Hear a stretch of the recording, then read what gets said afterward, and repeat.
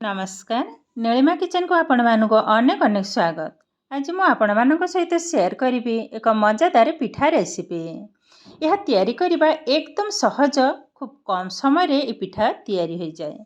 तेबे वीडियोटी को स्किप न करी संपूर्ण देखंतु। आशा करूछि वीडियोटी आपण मानक बहुत पसंद आसीबो। तेबे चलंतु ना आ डेरी करबानी आरंभ करबा आज रे पिठा रेसिपी। पिठा तैयारी करबा पई एठी देखंतु मु गोटे गिनारे मापिकी नेइछि ओरुआ चाउल चुना। जो चाउलटा को मु घंटे आगुरु पानी रे भिजै रखिथिली। तापरे भल भाबरे पानीटा को सुखै ताकू गुंड कर नेइथिली ग्राइंडर रे। एबे ढाली नबा बाउल रे। आधरो अल्प मुठे खंडे रखिदेबी, पछरे लागिबो। देखंतु ओदालिया चाउल चुनाटा। एबे आधरे स्वाद अनुसार लूण को मिसै नबा। मिठाटा को बैलेंस करिबो। अल्प मिसैले ए मिश्रण रेडी हो गलानी। तो ये आधे देदबा गुड़। गुड़ ये मु 2 टेबल स्पून पकेबी। तो आपण मानक पसंद अनुसार कम बेसी मिठा पकई पारे। देखंतु टोटाल मु 2 चमच पकेबी।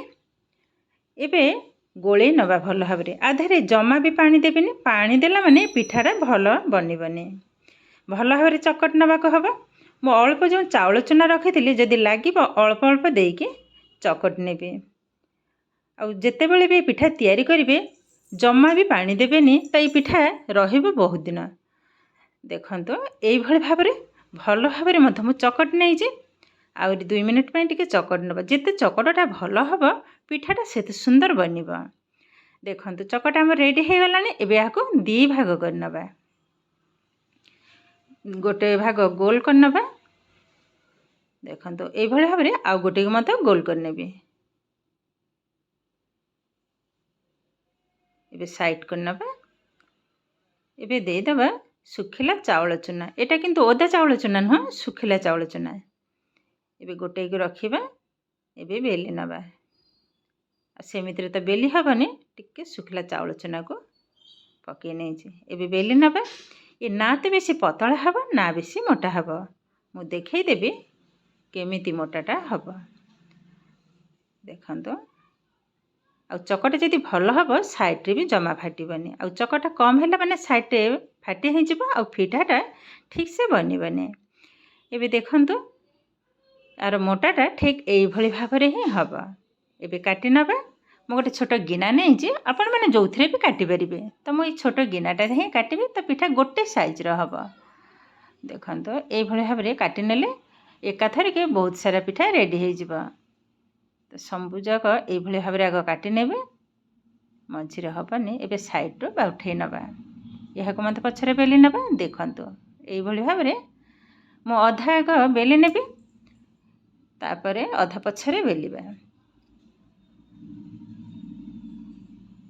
ऑलरेडी गैस रे बसै नै जे तेल।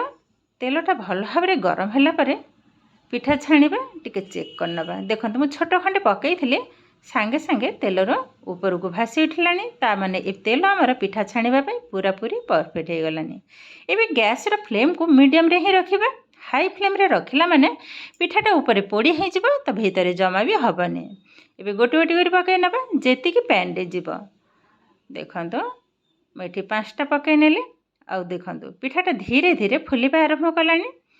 एगर कलर चेंज हवा पर्यंत भाजीबा।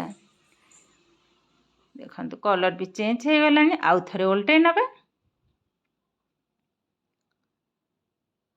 केते सुंदर भाबरे पिठा सब जाक पिठा भल भाबरे फुली जाई जे। आउ थरे उल्टे नौ जे। ये किंतु हमर पाखा पाखे रेडी हे गलानी। देखंतु उठै नबा तेलर।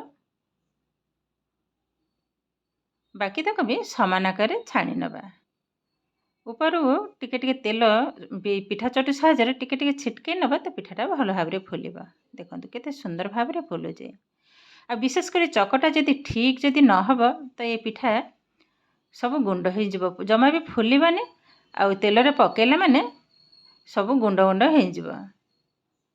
देखंतु गोटे साइड को उल्टे नबा। बाकी तक भी पके नेबे। बेला नथिला तो मु लास्ट बेलिले पके नेले। केते सुंदर भाबरे पिठा फुली जाउची। देखंतु कलर भी बहुत सुंदर चेंज हो गलानी।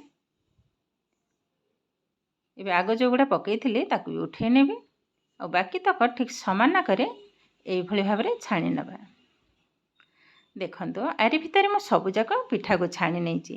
ଗୋଟେ କପ୍ ଅରୁଆ ଚାଉଳରେ କେତେ ସୁନ୍ଦର ଭାବରେ ବହୁତ ସାରା ପିଠା ଆମର ରେଡ଼ି ହୋଇଗଲାନି। ଏହାକୁ ଥରେ ତିଆରି କରି 8 ଦିନ ପର୍ଯ୍ୟନ୍ତ ସଂରକ୍ଷଣ କରି ଖାଇପାରିବେ। ବହୁତ ସୁନ୍ଦର ଲାଗିବ। ଆର ଟେଷ୍ଟ କିନ୍ତୁ ଆସିବ ଏକଦମ ଆରିସା ପିଠା ଟାଇପ୍ର।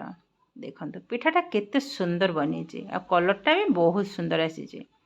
ଦେଖନ୍ତୁ ଦି ସାଇଡ଼୍ରେ ମୁଁ ଦେଖେଇଦେଲି ଆଉ କେତେଟା ଫୁଲକା ଫୁଲକା ବନିଛି। ମୁଁ ଗୋଟେ ଭାଙ୍ଗିକିରି ଦେଖାଉଛି। ଦେଖନ୍ତୁ ବହୁତ ସୁନ୍ଦର ବନେଇଛି।